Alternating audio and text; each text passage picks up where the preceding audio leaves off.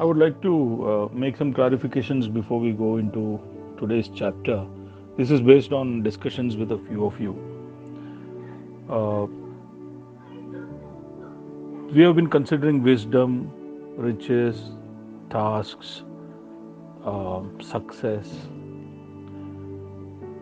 The critic or the author of Ecclesiastes is considering all these things in a quest for fulfillment and meaning in life.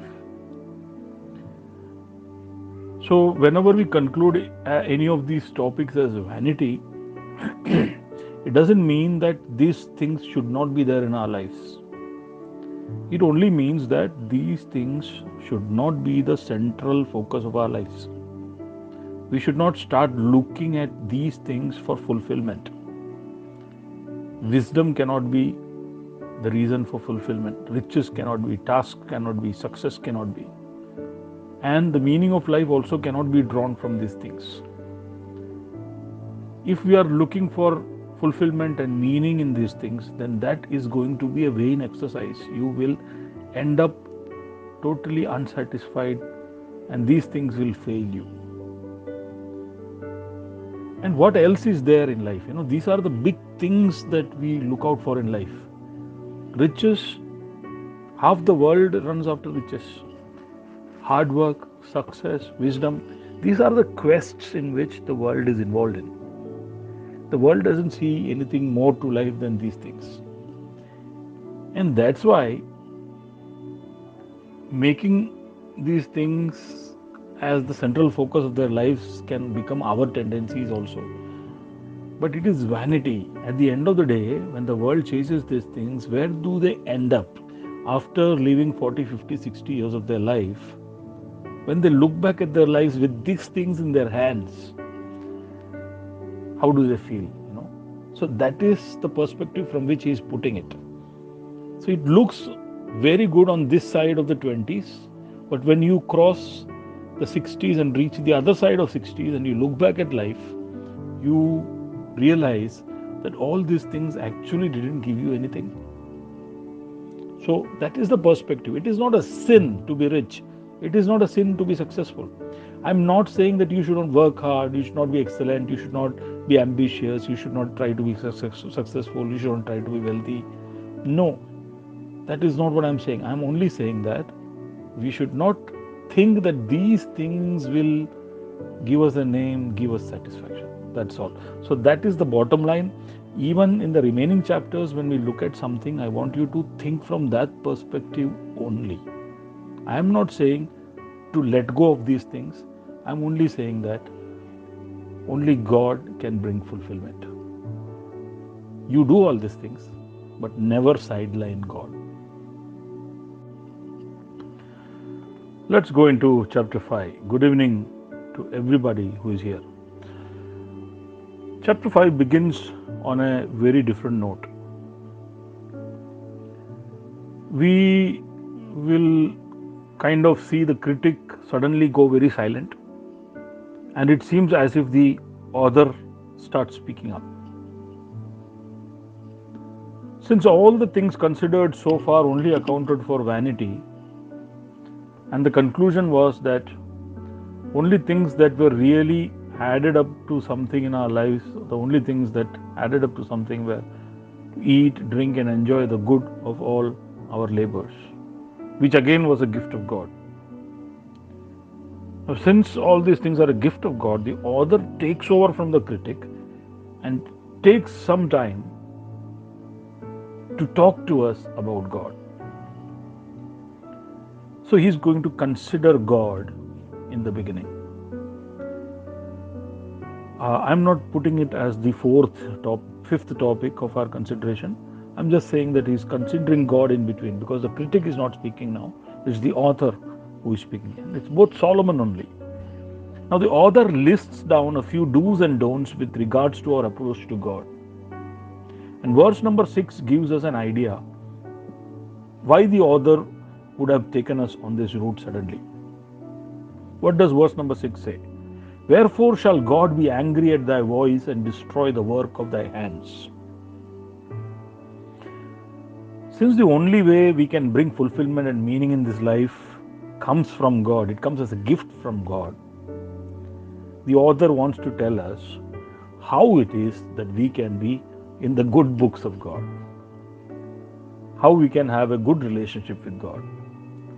And there is an interesting sequence of things that emerges from the author's list.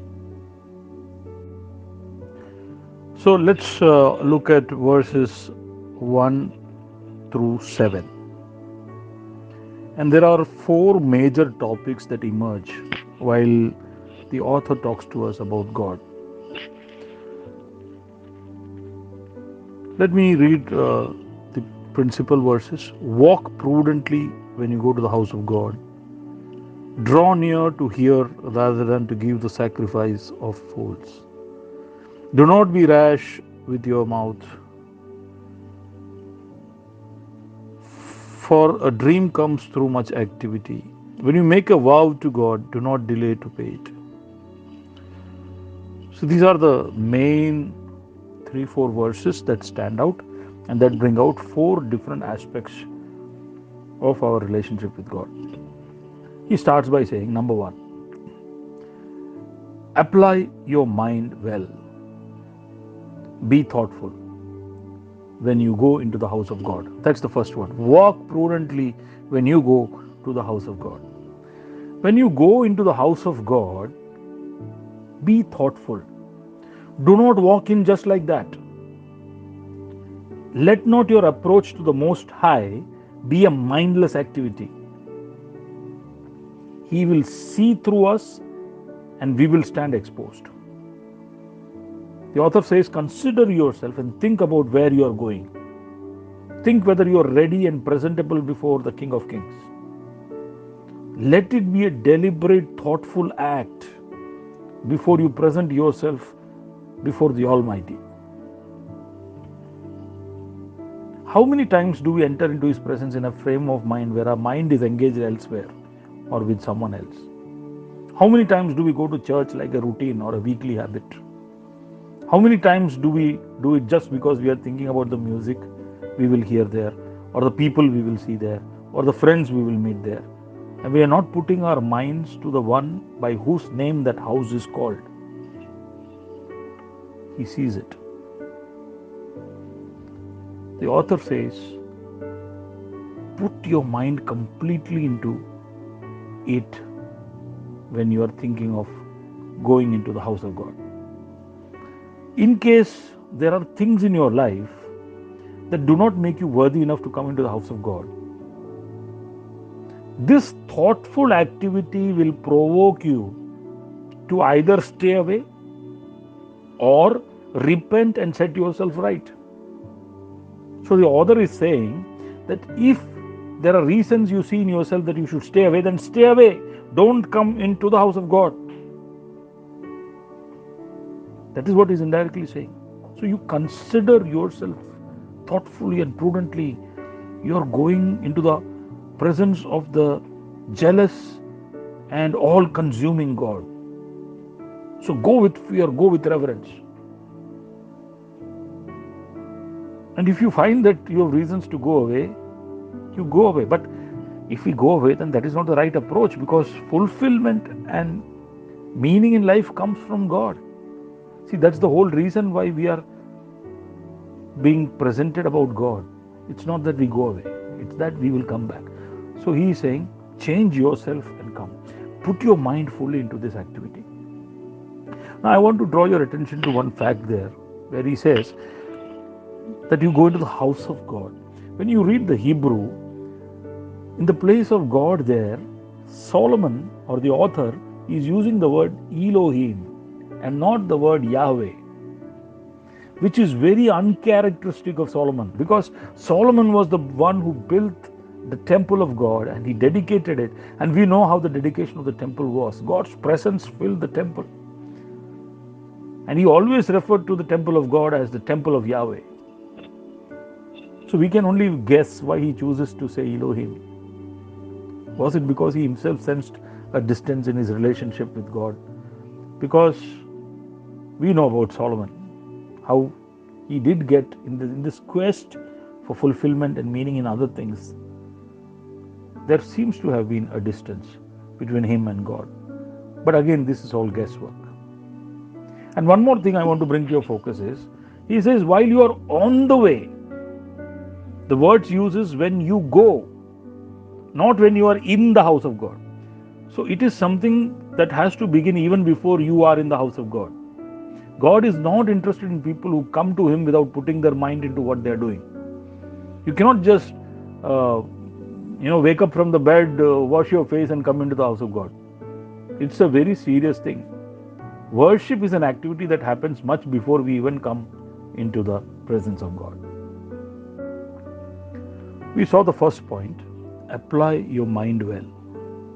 Now he comes to the second point, apply your ears well. First one was be thoughtful, second one is be attentive. The next thing is concerning after you reach the temple of God. Now that you've decided to be in the temple, then you should make up your mind to listen. In the days of the author, the temple was the principal place where scriptures were read out. Everybody didn't have a copy of the Bible. So the scripture used to be read out, the law and the testament would be read out, and people got an opportunity to hear about the will of God and the requirements of God. So you have to make up your mind to come there and be attentive and listen to what is being spoken there. That's the reason why you come there. Now, when you have not made up your mind to hear, what happens? You will be blank and not think anything. One of the possibilities. Or you will be lost in some thought and not hear at all. Or third, you will be thinking about when the meeting will end. Or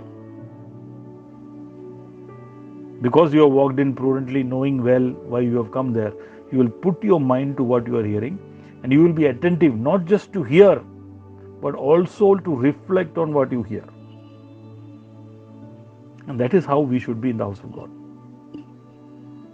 So if you are thoughtful, you will be attentive also. If you have applied your mind and you know very well that you are going into God's presence, your ears will listen. Now, there are a couple of things he says there. He says about the sacrifice of fools. What is the sacrifice of fools? Now, this reference, the Hebrew word used for sacrifice there, is in reference to sin offering, which was not fully consumed by the fire. See, there were different offerings, different kinds of offerings. One was a burnt offering. So in the burnt offering, the entire sacrifice would be totally burnt to ashes. Nothing is left behind. But there was another sacrifice, which is a sin offering. So where the animal is killed and it's partially burnt or like roasted. This roasted meat could then be eaten. The priests, the Levites, and even those who brought the sacrifice could take part in it. So the reference is to that kind of a sin offering which was not fully consumed by the fire. And there was an opportunity to consume it after the process was over.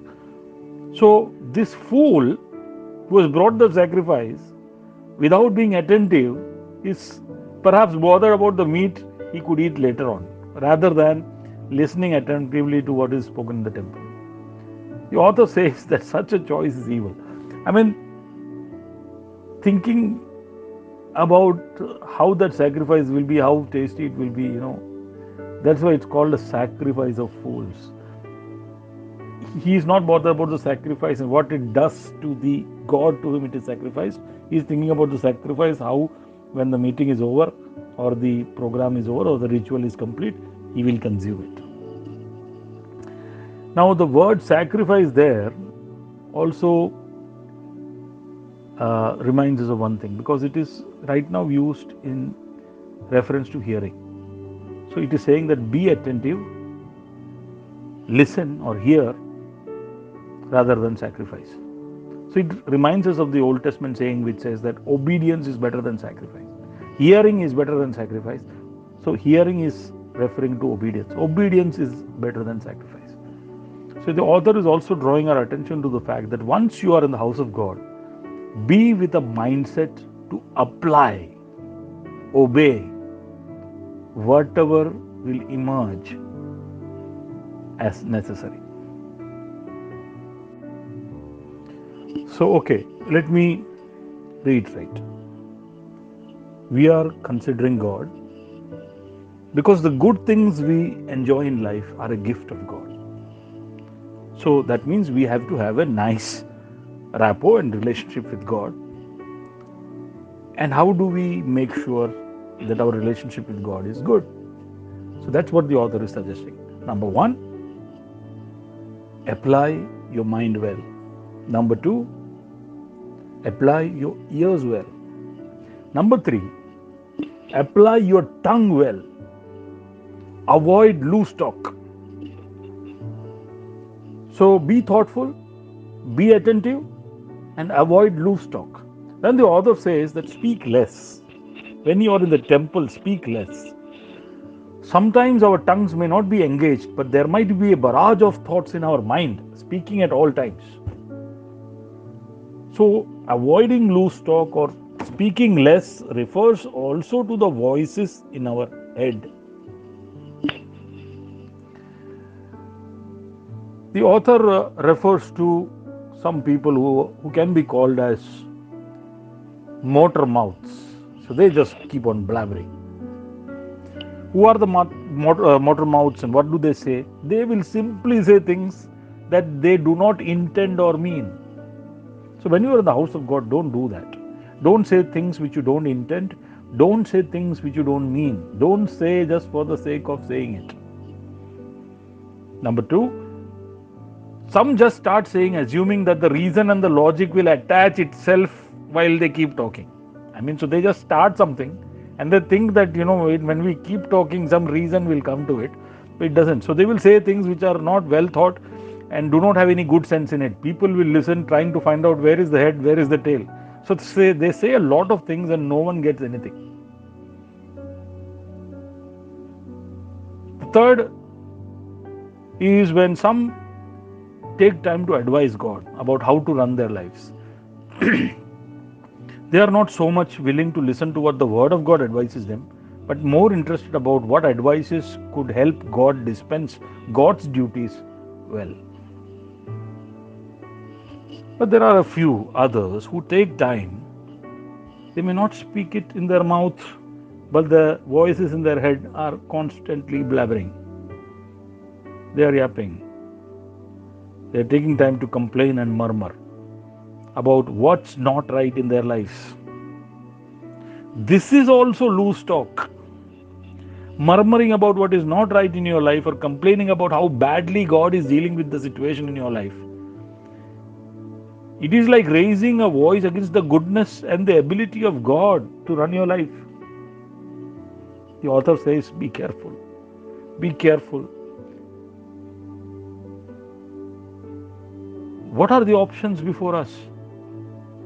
Anybody who is murmuring and complaining should think, what are the options before us? If not God, then who?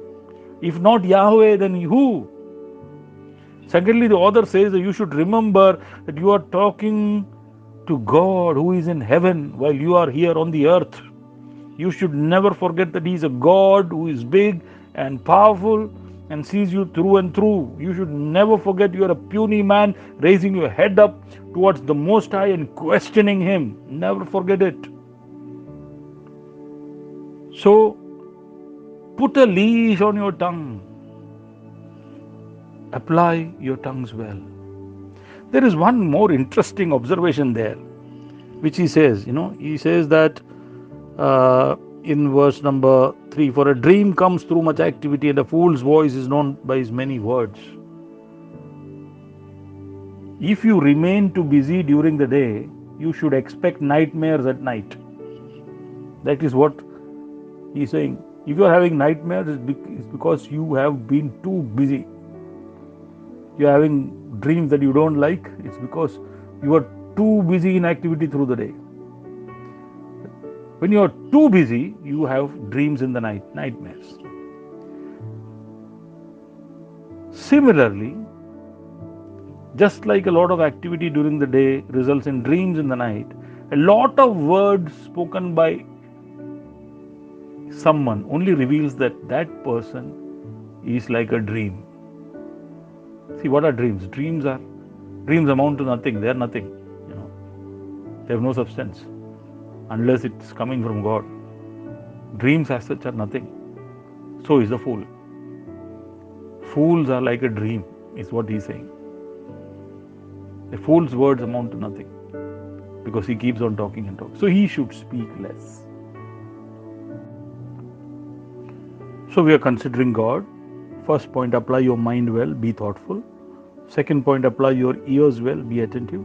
Third point, apply your tongue well, avoid loose talk. Now we look at the fourth point, apply your willpower well. Make vows to fulfill. The last thing he talks about is vows. Now, making vows was an integral part of the worship of the Jews. He's referring to that and he's saying that when we come prudently, thoughtfully, mindfully into God's temple, and when we attentively listen to His words, we hear Him talk or His will, there is a good chance that you will see your inadequacies and your shortcomings very clearly. And it is possible that you will end up taking decisions before God in the temple. It's a natural process. If you are willing, it is impossible that God has not ministered to you. God's word always ministers. If you have come to church and you have left the church not feeling spoken to, it's just because you were not mindful, or you were not attentive, or your voices in your head were too loud for you to attend to anything. But if you are listening, God will convict you and you will end up taking some decision. It's not possible that you come sincerely to the house of God and you're not led to some kind of a conviction. But the author says that when you reach that point and you take a decision, if you make a vow, do not delay it, rather fulfill it the earliest. He also says it's better not to take a vow than to make it and not do it. If you have made a vow before God, then later on do not tell a messenger. Messenger here represents the representative of the temple. If he comes to you and says that, oh, such and such day you made a vow like this, what about that? At that time you should not say, oh, that was an error, I was too carried away in the worship, or I was too carried away by the altar call, I was not in my senses, I was very emotional and I made a decision, but now I am not going to fulfill it. It's evil, says the author. It's like, consider that you have something to give to me. Maybe you need to finish a project and give to me, or make some payment to me, and you promise to me that you will do it. But later on you call up my watchman and say that you made a mistake and you will not be able to fulfill your commitment. Your commitment was made to me, then you go and tell my watchman, just because you are not able to face me, because you are not able to say no to me because you made a commitment to me. So now you go to my watchman and say that, tell your sahib that I won't be able to fulfill it. It is evil. We come back to verse 6. The danger of not fulfilling your vow could be God becoming angry and destroying the work of your hands, thus destroying the possibility of finding joy in your works. I would like to add a caveat there. It ends with a caveat that too much work and too much words, both are useless. I repeat, too much work and too much words, both are useless. So we looked at how we can make sure that we can rejoice in our labor by making sure that we have a right relationship with God. So far the author was talking. Now the critic who was silent so far comes back, and he makes an observation about oppression once again. Verses 8 and 9, you will see again he starts with the word oppression. He says that if you see the oppression of the poor and the violent perversion of justice and righteousness in a province, do not marvel at the matter. He says that most men will not be allowed to enjoy their labor because of systemic failure. I mean, it's good you make a relationship with God and all that, but if you really want to enjoy your labor here minus God, it is not possible, because there's a systemic failure. He cites that officials at all levels of government are involved in the oppression, and that everybody is out there to oppress the poor. The proceeds are shared by all. And it can be traced even to the king. So it is difficult to find righteousness and justice on this earth under the sun, because even the kings are not on the side of it. This is something under the sun that those who labor without taking the help of God should take into consideration when they work hard. And this is precisely also the reason why eating, drinking, and enjoying the good in your work is a gift from God. The systems are too corrupt to allow it so easily. So now we know why the author talks about God and why the critic digressed into oppression. He was actually not digressing into oppression, he was digressing into corruption that stands against our joy. So even if we want to enjoy minus God, it will be a very difficult thing, because the earth has a systemic failure all around corruption. Now we come to the fifth consideration of the critic in this book of Ecclesiastes, and we'll see that in verses 10 to 17. So what is the critic going to consider next? He is going to consider wealth. Yes, you heard it right. He is going to consider wealth. Now you may ask, what is the difference between riches and wealth?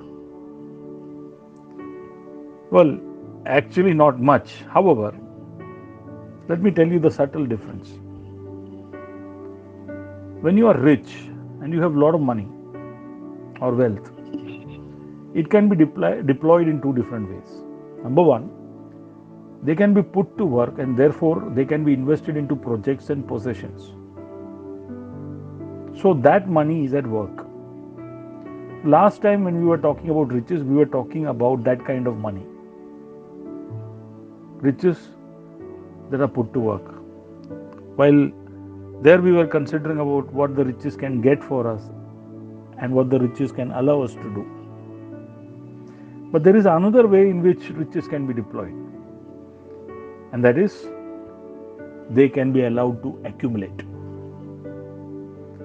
So these are riches which are liquid, like liquid cash or gold. These are easily dispensable riches, and that is what we are talking about today.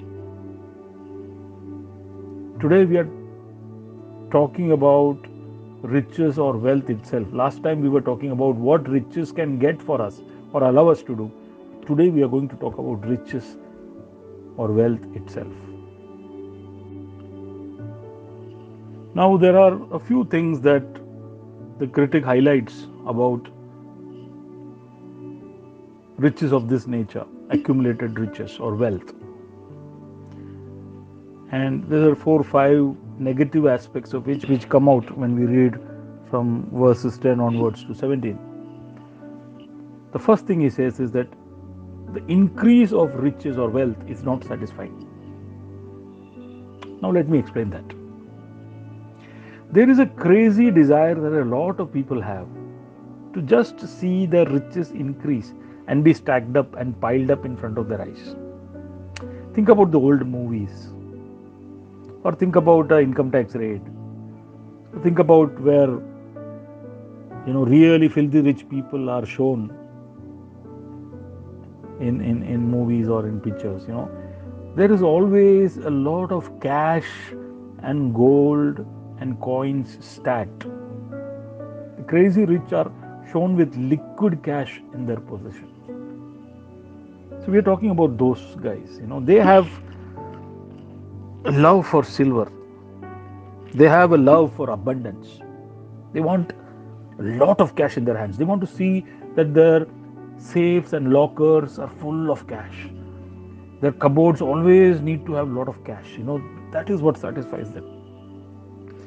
The critic says that those who love silver, meaning hard cash, currency, notes, will not be satisfied with as much silver that may come in. Even last time I mentioned, and I want to repeat it again, money only looks much when it is not with us. The moment it comes into our hands, it suddenly looks very less and also less exciting. Let's think about a loan. You want a personal loan of 10 lakhs. When you don't have any money in your hand, you always think, oh, if I just got that 10 lakh ka loan. And then your loan passes and the bank passes on that 10 lakhs into your account. Suddenly the 10 lakhs looks so less. Are isse kya hoga? What can I do with this 10 lakh? So when it is in your hands, it suddenly looks less and also less exciting. The love that people have for silver will not be reciprocated when the silver is in their hands. So this is the first flip side of accumulated riches, that it is not satisfying. The next thing he says about the flip side of accumulated wealth or riches is verse number 11, where he says that when goods increase, they increase who eat them. So with an increase in wealth, there will be an increase of those who will come to consume them. Now this could mean the number of people who depend to keep the system running. Rich people, especially those who have lots of liquid cash, will keep a lot of servants, chefs, drivers, attendants, secretaries. So there is an entourage that piles up. Then it could also mean that expenses that will come suddenly. When you are rich, when you have a lot of money in your hand, some or the other expense will keep coming towards you. Some expense which you never anticipated or expected. Another thing it could mean is that there will be envious people who will try to take advantage of your accumulated wealth. It could be antisocial elements, goons, political parties, etc. People who know that you are rich. So they will try to take advantage. I know of instances of my very friends, very rich people, who stayed in ostentatious bungalows in bungalows in Ahmedabad, lived like very average people down in Bombay, because they said that you cannot show off too much in Bombay because there are too many people looking out for such people, and then there are demands, there is extortion, there are threats to life. So this could be the extra mouths that you have to feed when you have too much of wealth. But it could also mean the corrupt officials who will come to know that you have wealth. So these people will oppress the poor with their authority and the wealth with their law.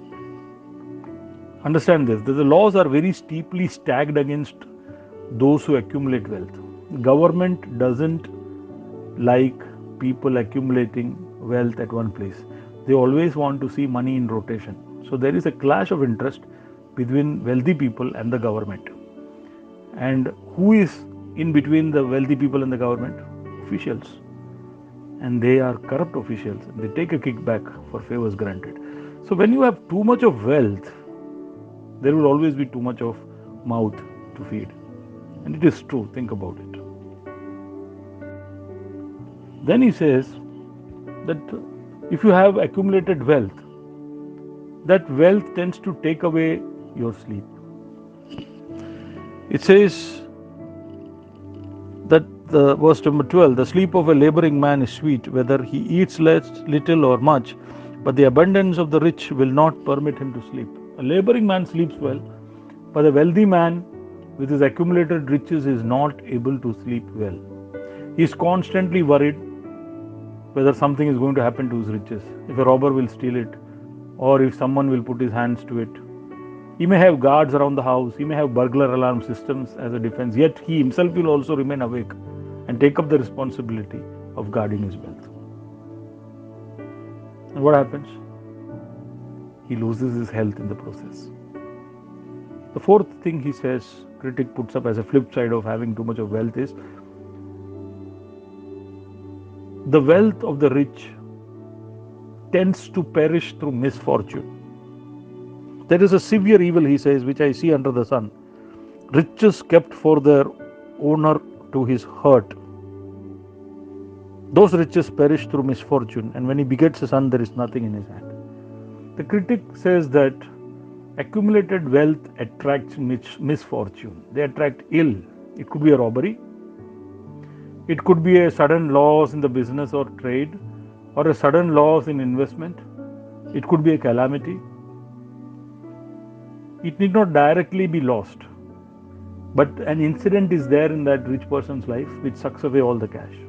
The loss happens somewhere else, but the cash is needed, so it just gets sucked out. The end result is that it seems that they were accumulated only for the owner's hurt. He becomes so affected that he is not even able to pass anything onward to his child. And the last thing he says is, the flip side of wealth is that he cannot take it along. So this is something that he has even told about the riches. He said that just like in the case of riches, he is not able to take it along with him when he dies, because naked he came, naked he will go. Just as he came, he will go too. Nothing of his labor he can take with him. So looking at the above list, the critic asks, is accumulating wealth worth it? He says that the man has labored to reach where he has reached. The man has really labored to accumulate wealth in his hands. He really worked hard. He ate his food in the darkness. He endured much sorrow. He even suffered sickness, anger, bouts of emotional upheavals. But for what? In the end, the wealth doesn't account to much. It is vanity. It is hevel. I'll just revise the 5 flip sides of wealth that the critic talked about. Increase of wealth is not satisfying. With increase of wealth comes increase of beneficiaries. Increase of wealth takes away the sleep. The wealth tends to get perished through misfortune, and he cannot take his wealth along with him. So these are the 5 flip sides. So now let me conclude. I'm concluding chapter number 5. He comes to the conclusion which he has made earlier also. If you read verses 18 to 20, you'll see that he says, eat, drink and enjoy the labor of one's hands, and that itself is good and fitting. Good and fitting. The only difference is this time he calls it heritage, as if he has inherited it from God. So now it is not a gift. If you have gone through the process of forming a relationship with God, these things will come as an inheritance. What? Enjoying the food you eat, enjoying the drink you drink, enjoying the labor of your hands. You will get it as your birthright. He adds that those who have been given riches and wealth by God, so being wealthy is not a sinful thing. Being a rich man is not a bad thing. There are people who will be given riches and wealth by God. Solomon himself was one of them. All the kings of Judah, all the kings of Israel. There were many rich men who are mentioned in the Bible. Job was a rich man.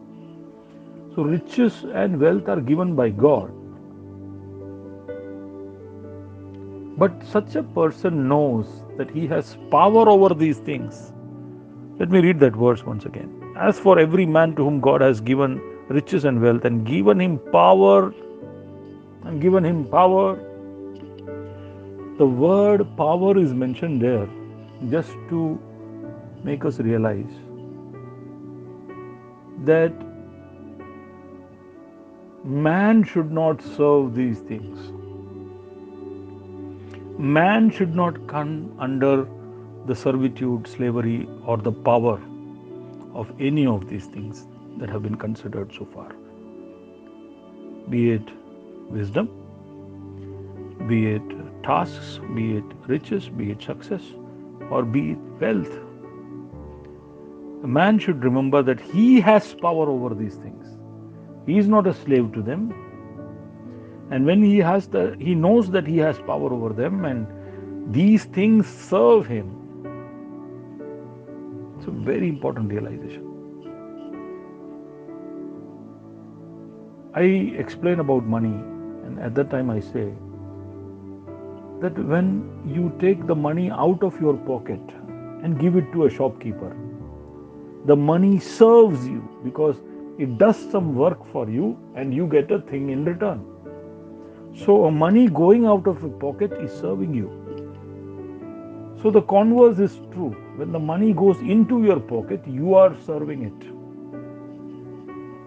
Now that becomes very, very, very risky for a wealthy man because he is putting the money in, he is accumulating riches.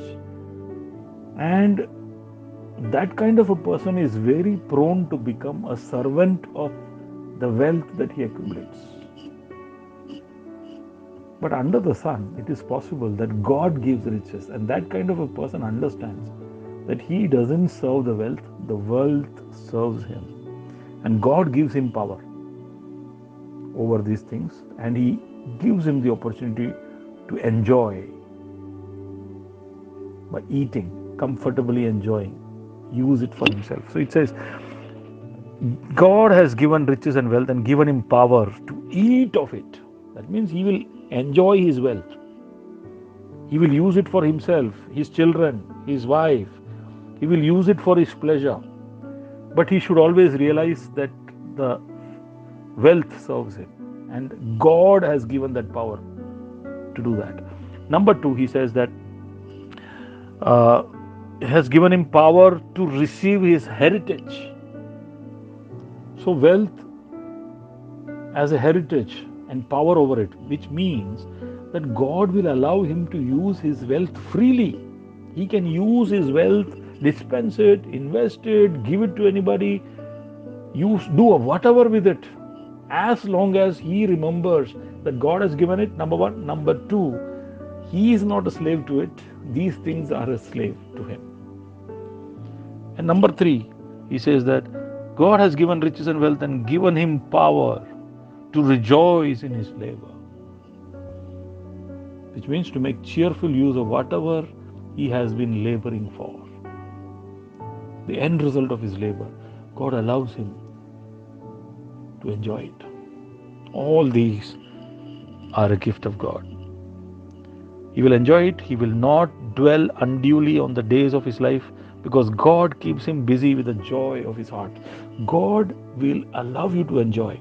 So now when I talk about vanity and the things of this world as vanity, don't think that these things are there to take us away from God. There is a way of enjoying these things and keeping God in the center of it. God bless you.